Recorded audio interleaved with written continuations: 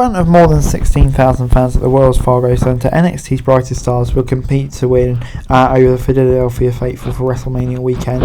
And yeah, it's a highly anticipated card, some huge matches on there with Trick Williams taking on Carmelo Hayes, Roxanne Perez facing Valkyria, and Tony D challenging Ilya Dragunov for the NXT Championship. Let's start on the countdown where we saw Sean Spears taking on Joe Gacy, and Gacy didn't have time to prepare for the match as Ridge Holland blasted him with a steel chair in the back. It was not enough to stop Casey hitting him from the outside down for the victory. It was a bit of a bizarre match. Holland's involvement invalidated his retirement a weekend. Casey sold that he had pain, but Spears did not do nearly enough to take advantage.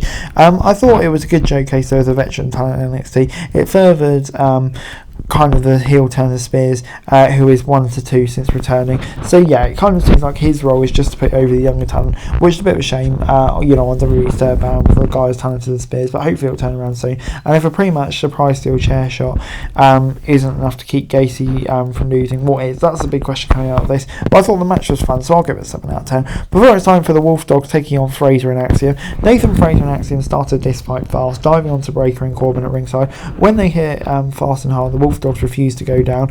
Corbin hit end of the day to take out Axiom, and Breakker speared Fraser for the free. While other teams in WWE have a lot more tenure, these two may be the best right now. This was explosive and exciting. The teams got the crowd rolling and set the pace early. The way Corbin leaned into Breakker's frantic pace has made it more fun to watch than any other time in his career. The Wolf Dogs should stay together well beyond this reign. The result was a little surprising, only because Breakker is starting full time on the main roster. Fraser and Axiom should be considered for a call up soon too, since they didn't win the gold. So yeah, on the whole, I'm going to give it an 8 out of 10. An intriguing result, but I definitely think it will go somewhere down the line because this division's well booked. Before it's time for the North American Championship triple threat match, and Obafemi threw around both Dijak and Briggs early, which forced the contenders to work together to fight back. Dijak nearly had the win, but Briggs got in his way. Hard Justice responded with Fisher Eyes on Briggs, only for Femi to return and choke slamming Dijak onto Briggs for the pinfall on Briggs. This was so much more than it had any right to be. These three big men had the crowd on their feet for every near fall. This was one of the best colossal matches WWE's ever delivered. By the end, Dijak was the ultimate babyface, soldiering for every challenge to almost defeat the unstoppable champion, but Briggs took away this big moment. If the match is anything to go by, Dijak needs a solo shot of Femi, and Hard Justice could finally get the title. But yeah, like I said, this delivered far beyond my expectations. For me, was match of the night, 9 out of 10. Before it was time for Thea Hale, Fallon Henry and Kalani Jordan taking on JC Jane, Kiana James and Izzy Dame. It's a fast-paced start. Thea Hale got JC alone for a one-sided battle. Izzy Dame saved Jane only to walk from for a Kimura lock that forced submission. It was always going to be a cool down spot on the card, announced last minute. The women absolutely stepped out of their game, working a crowd that was into the occasion. It was tight, nearly everyone looked like they belonged, with the exception of Dane maybe, who's still learning. Hale v Jane, it definitely looks an intriguing story, but Fallon v Kiana delivered some good spots too. Jordan to their heavy beating and sold it all. Her athleticism is very good, and she's just having trouble to find her way to the top. The match would have benefited from moving a bit faster, with nothing on the line besides pride, but I think the right result definitely, for sure. And Jake had 6 out of 10. Obviously had a tough spot on the card, but I think it delivered well.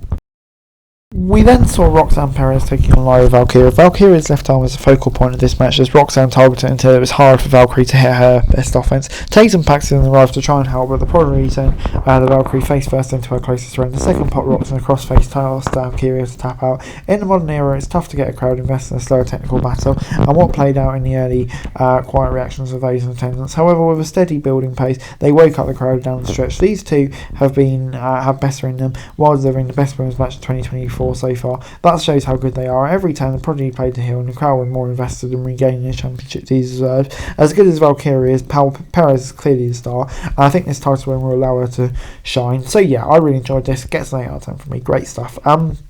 Moving on then to Ilya Dragunov. First is Tony D for the title. Tony D was not shy about attacking the bandaged right fingers of Ilya. However, the Mad Dragon was too tough to stay down, punishing the Don to work for him underneath. In the end, it was a fair fight, and D'Angelo was not good enough to top and roll Dragunov, who won with a torpedo Moscow and diving H-bomb. The story of this match was mudder as the Don refused to play heel after weeks of selling himself as villains to do anything to win. However, this eventually became the kind of physical brawl that suits both men. The two landed heavy shots that could have ended it definitively, but they kept fighting getting through the pain. Dragunov was simply too much for the Don at this stage. Through that might not be too true if D'Angelo leans heel in a rematch. The Mad Dragon remains one of NXT's best, and yeah, I think it's staying is set for Trick versus Ilya, and I think this is what kind of was built up to. So yeah, strong match. I get 7 out of 10 from me. And then we did get that Trick versus Carmelo match, and Trick sent Carmelo into the crowd early, and the brawl got dangerous and quick. In the end, Trick out of nothing but net and planted Melo with a Trick knee for the win. The energy in the arena made this feel special, bigger than everything that came before. The action itself didn't quite live up to the billing, with multiple unnecessary ref bumps and a pace